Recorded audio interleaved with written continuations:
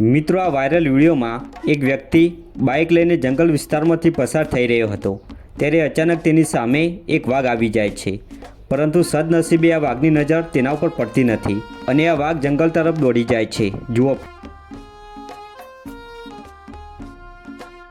મિત્રો, બીજા વાયરલ વિડીયોમાં એક વ્યક્તિ તેના ઘરનો દરવાજો ખોલીને બહાર આવે છે, પરંતુ આ વ્યક્તિને શું ખબર કે તેની સાથે શું બનવાનું છે.